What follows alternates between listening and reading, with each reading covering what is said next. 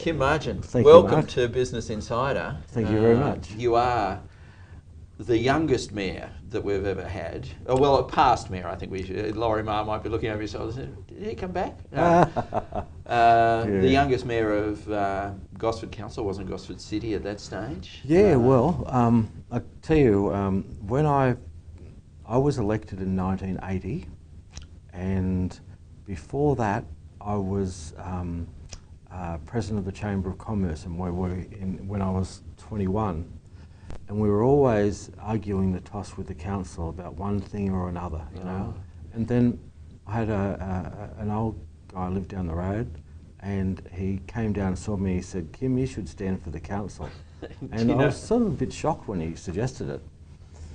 Anyway, I had a bit of a talk to him, and I thought, yeah, I might give this a go. So I had lunch with a friend of mine, and I asked him if he'd be my campaign manager. So we were surfing at the time and going out and unmarried and all those things. So it was a wild ride. I was elected to council when I was 24, and we polled third out of, I think it was 42 candidates. Laurie Marr at the time, actually the sitting mayor, he was a candidate then too. Right. And I think Laurie, I think he might have been the 11th or 12th in the line, so it only goes to 10, so he didn't get elected at the time, but he's backed up again and he continues to do it, yeah. Well, that same old guy, I think, had words to the Right Honourable Chris Holstein, because Chris has exactly the same story. He was having battles with council, and someone said, well, if you think you can do any better, you should go in. So well, I know a fair bit of that, because Chris was actually, I was there, he's one of the people we were battling with. He was battling with us. That might be worth pursuing a bit later. Yeah, so, no, that was all right. But yeah, so that's how Chris started, and actually, when Chris had, there was a ground swelling of support for Chris with the council and in the community were being flooded. So when I was mayor, I actually organised went down to Canberra and lobbied on behalf of the city and with the state government, and we brought in a flood levy, which was $40, and it was going to last for 3 years. And it was like, it's a difficult thing to get any levies done, but when you went to federal and state parliament, if you didn't put anything in yourself, they sort of looked at it, well, you know, why should we put in this game? So what we had to do is raise money, because the area was expanding. We actually had to raise it as a levy. So we did that. Now, I'm still paying that bloody levy that I put in. We won't even go. I paid on about a dozen blocks of land, and so it cost me a fortune. I wish they would have just kept it for the 3 years. Who was in charge? Indeed. Actually, we should tackle now. You've seen the swell start about, you know, should we have one regional government here on the coast? Would you like to hear about that, would you? I'll keep it succinct if you could. Look. Where do you fit in? Woy, I'll start off with this way. Woy had its own council. I'm aware of that, yeah. And I think it might have been in the 47 or something like that. They amalgamated with Erina and Gosford and Woy to make Gosford City Council. Well, back then, you could see and touch local government. I think it's very important that happened. Now, when they amalgamated, Woy had its own office there, so you could go in if you had plans, you could submit them there. If you had any problems, you could go and see someone. Well, then it went to Gosford. I think if we had a regional government, you'd never get to see anyone. They'd be so far removed. Is that the dilemma, that because it can be fixed now, also with you know the mobility of the people around the region is a little stronger, albeit not over great infrastructure? Yeah. Oh, look, I must be getting old and cynical, but I tell you, you see governments change the name of their department, and they say, oh yeah, that was calm before. That was another group, and then you find out it's exactly the same group of people. They've changed the name. It's cost us millions of dollars worth of stationery, and it's the same pack of bastards that were there in the first place. So that way too honest. That happens all the time, you know. Like, let's talk about you. You got out of soft drink. You're now and ice cream. You were leading the way in summertime beverages and foods. Then in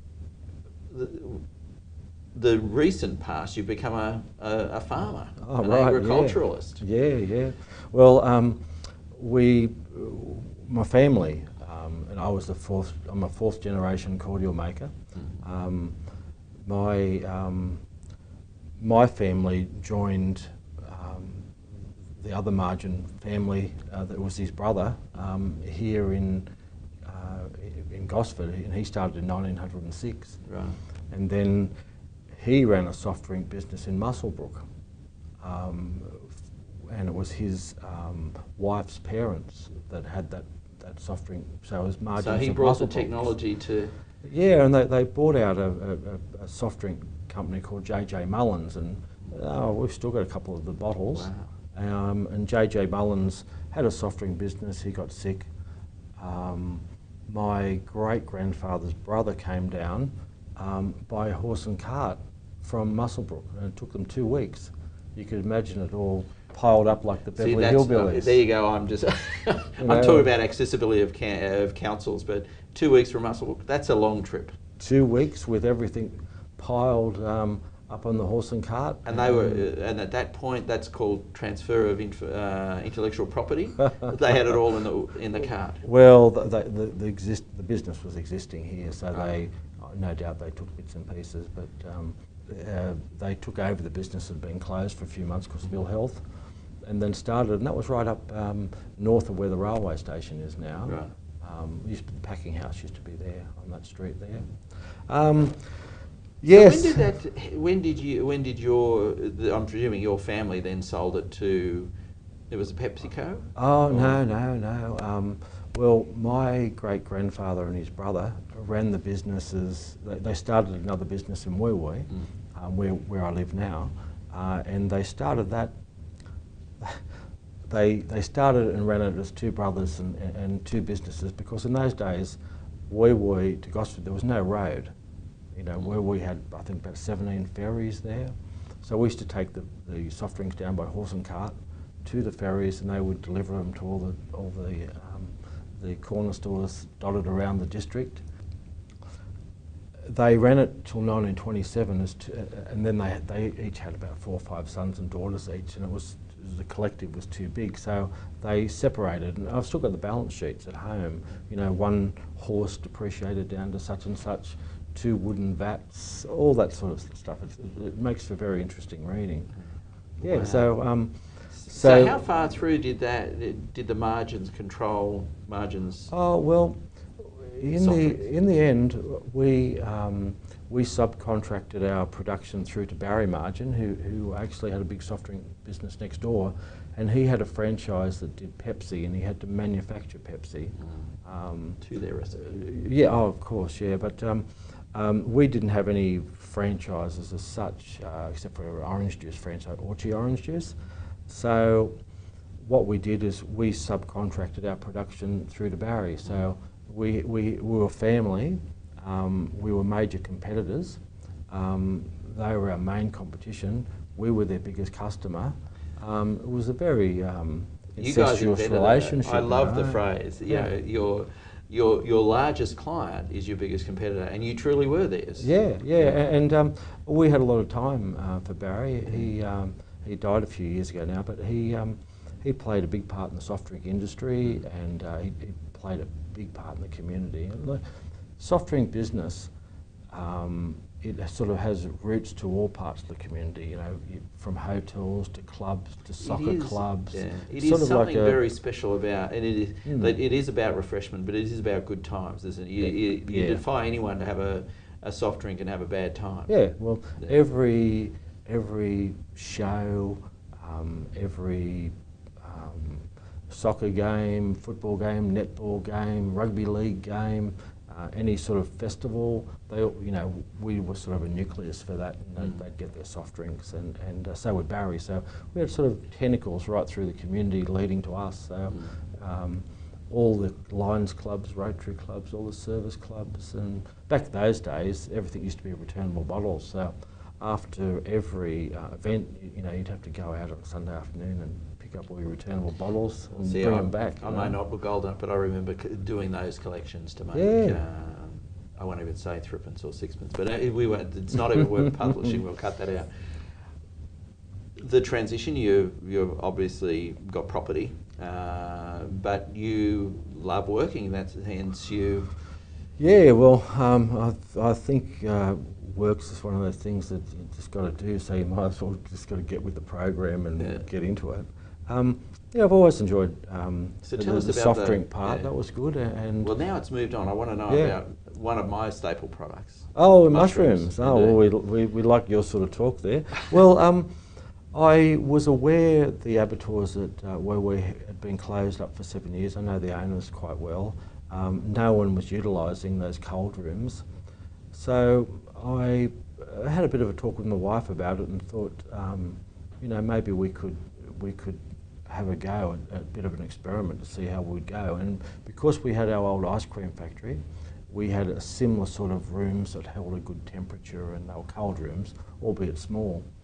So we trialled it, and I tried to get onto everywhere I went. They said, you should talk to this guy Neil Marlin, and he's they're a big family in the mushroom industry.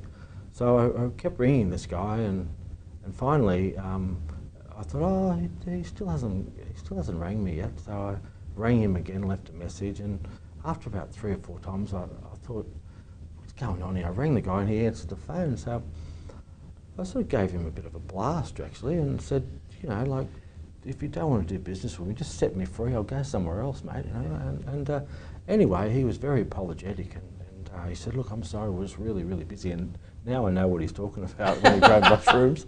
So he said to me, look, you name the time, I'll be here. And so I said, well, tomorrow morning, 11 o'clock. And he went, no, I can't. He said, I've got a stress test tomorrow at 11 o'clock in Newcastle. So I said, well, how about the next day? So he said, yeah, all right. So anyway, I don't imagine mushroom farmers getting all that stressed. Oh, no, he has about 70 employees. Right. He supplies mushroom compost to about 40 farms, and he generates about 1 in every 5 mushrooms sold in Australia comes out of his operation. Okay, so there's a lot of it's millions. It's a lot of spores. Of dollars. Yeah. So anyway, he said to me, so I met him, and we got on well, and kind of felt a bit silly because he's really Mr. Mushroom, you know. So our first meeting is sort of like I bounced him, you know.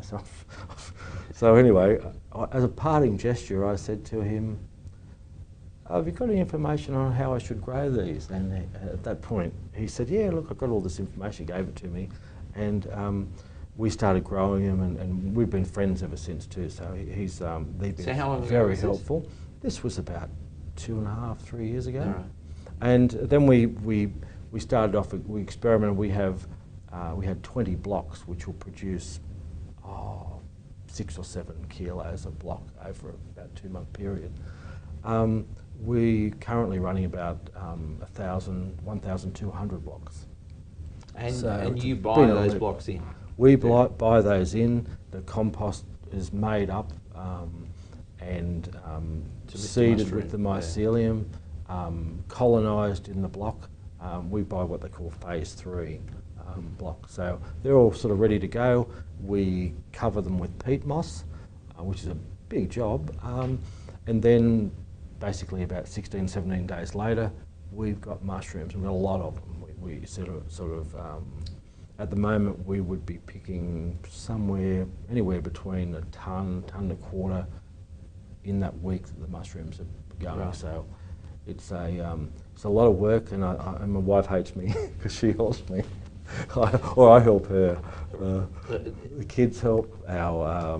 We've got a couple of one permanent girl that works for us picking all the time, and we've got about half a dozen casual people. So we've turned into a bit of an industry. So did you have a plan? You said, okay, well, I'll be doing 1 million no, or a tonne a week? We plan to sort of get a bit better growing these. Than you are at the moment? No, back then we Right. started, and I've basically, I read a lot. And I used to read novels and used to read just all sorts of things. Now you're focused. I used to read the Herald. Now I just read mushroom books. So, but yeah, we've learned a lot, and we've spoken to a lot of people, and we're into it. So we like fresh food. We sort of get a kick out of the reaction we get from people who just sort of. Yeah, we've sort of got a bit of a cult status almost in some of the fresh produce markets in Sydney. Okay. So we go there, you have 200 people a day tell you that they've never had mushrooms like it. They bought them last time, and can they pick them up during the week? Where else can we get them? And they're there every time we're there afterwards. So it's great. Yeah. We feel really sort of happy about the whole thing. Yeah. It's well, good. it's out of nothing. Well, it's farming. It's farming. It is in farming. Yeah. So hard work. We work every day. Yeah. We sometimes we get a half a day off here and a half a day there. Thank God. But we basically the mushrooms stop for no one. So when they dictate our lives. And bastards. I think we're talking about a short-stemmed, inanimate object. Yeah. They shouldn't be. They do. Yeah, So you're going to grow more? Like a tonne's a lot, but is 2 tonne next year, or? Well, we met a chap called David Tolson the other day, and David. He grows 100 tonne of mushrooms a week, and he actually supplies other farms that do another 100 tonne, and he markets the whole 200 tonne a week. That's not the life we want. No. So we like selling them direct to the public. Right. So you do your own marketing. And it's a bit of a phenomenon at the moment with fresh produce markets. People like to touch a farmer, hear about where their product comes from. They like the fact that there's no pesticides used. They want to hear how it's produced, and that's a real phenomenon that's going right across the. I think it's linked to all the cooking shows and that sort of thing. It's good to be sort of flavour of the month at the moment. So we're into it. The opportunity now, I guess, Kim, to talk about, if you look at business or the business environment on the Central Coast specifically, is there something you'd like to see changed? If we gave you a magic wand and you said, okay, well, this is what I want to see changed. Well, there's been some amazing opportunities lost over the years. One, I remember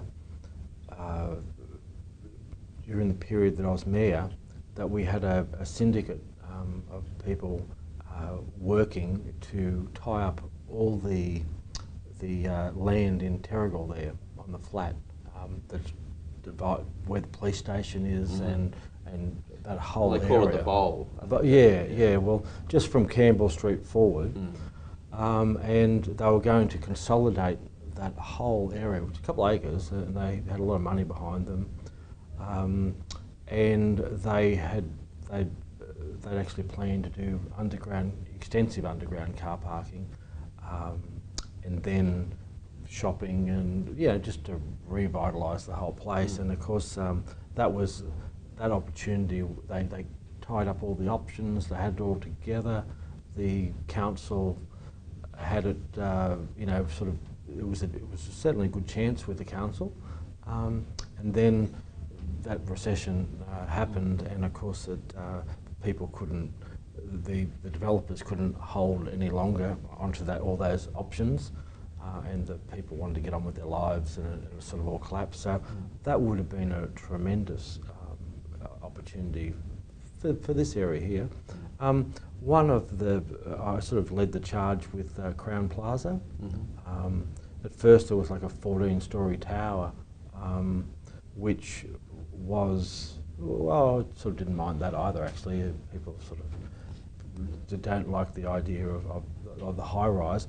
I supported the idea of we needed a sort of an A-grade sort of accommodation and a resort there.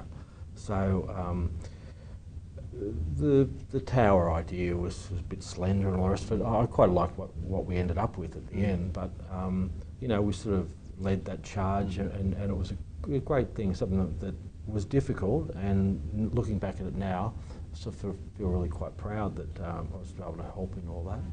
And back then too, there's a lot of things that we did, like you look back now, the dam, when I first got into council, we were building the dam. It was exciting time. So yeah.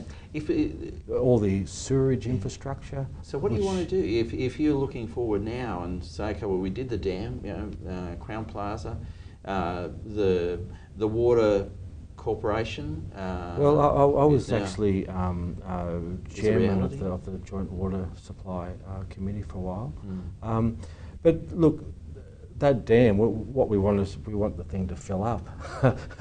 I think it's about 45% at the moment. But we've had I was just looking at the TV this morning. Goulburn, that was a dry puddle, has got it's just overflowing with water now. So we've had an extensive drought.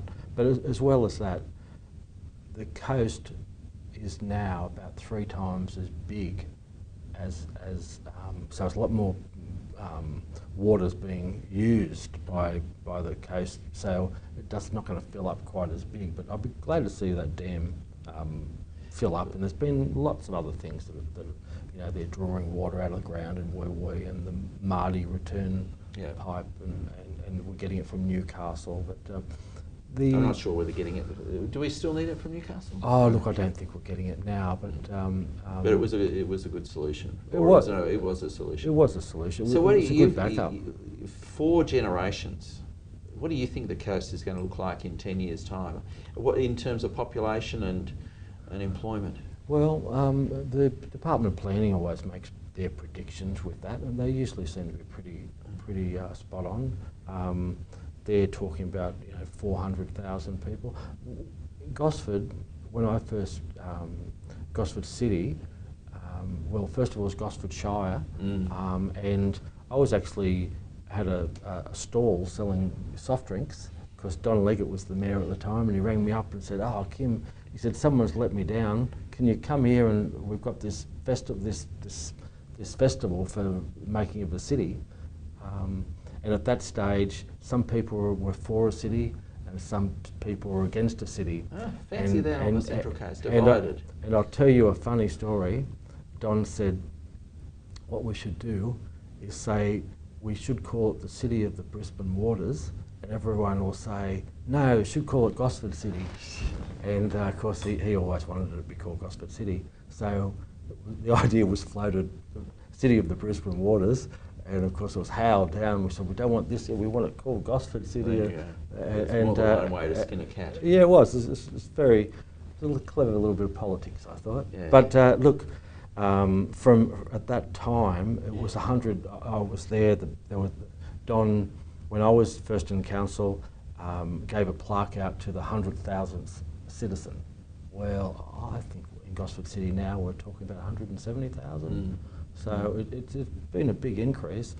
You know, back then out in Erina here, there were paddocks with sheep in them.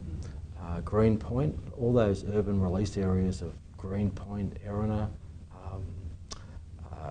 Carryong, all in the time that I was involved with the council, All of that we was- did all those urban release areas, which is a lot of work and a lot of submissions and yeah, Erin Affair, you know, that was it was directed at the council basically by the government at the time. And they basically said, and this is exactly what they said, look, if you either accept it and get on with it, or the council won't be able to impose conditions if the state government agrees with it. So we looked at it, and Barry Horn was mayor at the time, and he extracted millions of dollars out of them for roadworks, which if we would have just left it to the state to do, we wouldn't have got that sort of infrastructure.